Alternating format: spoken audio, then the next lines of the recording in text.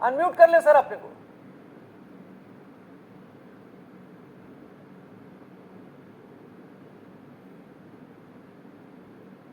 Sir आपकी आवाज नहीं आ रही हम तक, आप अनम्यूट कर लें खुद को। जी आ रही है जी। तो एक्चुअली ये मामला एक जो डिप्लोमेसी होती है और जो पॉलिटिक्स होती है बड़ी कॉम्प्लिकेटेड चीज है।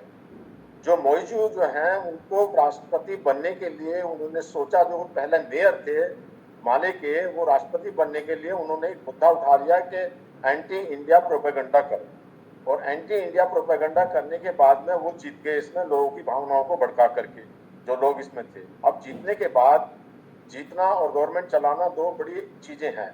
ये तो एक हुआ ही है कि जैसे ही हमारे प्राइम मिनिस्टर जो गए लक्षद्वीप में, तो उनका जो है इंडिया की तरफ से टूरिज्म खत्म हो गया। जो इजीमाइट्रो ट्रिप है उन्होंने एकदम सारी कैंसिल कर दी, 42% जो ये हो गया। ये तो एक मुद्दा।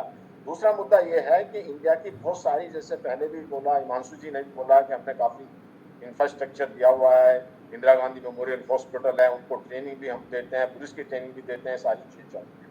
और ये जो सैनिकों की बात आ रही है, जो 88 सैनिक हैं, ये 2008 में जब वहां पर एक सरकार आई थी नहीद की, तो उन्होंने रिक्वेस्ट किया था कि हमारे को ह्यूमैनिटेरियन एड के लिए, सिक्योरिटी के लिए और जो मेडिकल इमरजेंसी के लिए आप ये 2 जहाज और 2 थ्रू हेलीकॉप्टर दिए गए थे, जो कि हम वहाँ पे मेंटेन कर रहे थे। उसके लिए हमारे 88 सैनिक वहाँ पे थे। तो अब उन्होंने ये मुहिम चलाया कि ये हमारी उसमें इंटरफेरेंस है, और उसको देखते हुए ये कह रहे हैं कि इनको वापस किया जाए। तो वो वापस जरूर आ रहे हैं, लेकिन उनकी जगह में जो सिविलियन है, टेक्निकल आदमी वो जा रहे हैं जो कि काम करेंगे। यही बातचीत अभी होने जा रही है। जो उनके फॉरेन मिनिस्टर आए हुए हैं उनके साथ यही बात होगी। और ये 3 मई को भी एक मीटिंग हुई थी, तो हमारा जो लास्ट वहाँ पे लोग हैं वो 10 तारीख को आ जाएंगे, और 5th मीटिंग भी एक होने वाली है वाइट प्लेट पर। हमारे और मालदीव के काफी मुद्दे जुड़े हुए हैं। एक सागर जिसको कहते हैं security and growth of all in region, जो इस रीजन के अंदर में है, वो एक बहुत बड़ा अभियान चलता है। हमने उनको वैक्सीन दी है। तो इस तरह की बहुत सारी चीजें जिसको मालदीव अच्छी तरह से जानता है कि इंडिया के बिना उनका गुजारा नहीं है, और हार्ट टू हार्ट वो कोई इंडिया के अगेंस्ट में भी नहीं है। जब 2008 में सबसे पहले वहाँ डेमोक्रेटिक गवर्नमेंट बनी थी, उससे पहले तो तानाशाही थी, तो उस समय ही वहाँ के जो प्रेसिडेंट थे उन्होंने इंडिया से मदद मांगी थी, और वो मदद दी गई थी, और बहुत अच्छे रिलेशंस थे।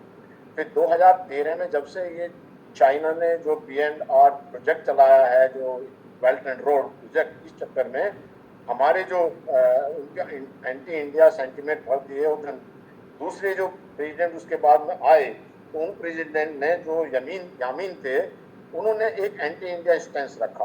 और उस समय भी 2018 से पहले भी कहा था कि इनको वापस किया जाए, लेकिन 2018 में जब सोली की गवर्नमेंट आई, जब वो प्रेसिडेंट बने जिनका प्रो इंडिया स्टैंस था, तो उसको कैंसिल कर दिया गया। और सोली के दौरान में बड़े अच्छे संबंध रहे, और वो संबंध बढ़ते ही गए। और इस चीज को ये अच्छी तरह से जानता है, क्योंकि हम काफी उनको लोन भी दे चुके हैं। $500 मिलियन का दिया है अभी लोन, पहले भी उनके पास में लोन दिया हुआ है। तो उनकी इकोनॉमी के और देश को चलाने के लिए हिंदुस्तान आज डिप्लोमेटिकली जो जवाब आते हैं वो जवाब वो नहीं होते जो एक मास चाहता है, वो बहुत सधे हुए होते हैं। भारत की इस यात्रा के बाद आपको क्या उम्मीद है, भारत किस तरीके का रुख अपना सकता है? देखिए, भारत हमेशा एक पॉजिटिव रुख रखेगा। वो इसलिए कि अगर हम इनके साथ में पॉजिटिव नहीं रखेंगे तो ये चाइना की गोद में बैठ करके चाइना को। चलिए ठीक है हिमांशु सर आप अगर मुझे सुन रहे हैं, हिमांशु सर आप अगर अपनी गवर्नमेंट आती है तो उसको प्रो इंडिया गवर्नमेंट होगी, तो फिर मधुर संबंध बन जाएंगे। तो उसमें ऐसी कोई बात नहीं है। हिमांशु सर, भारत का रुख आपको कैसा लगता है, क्या होगा?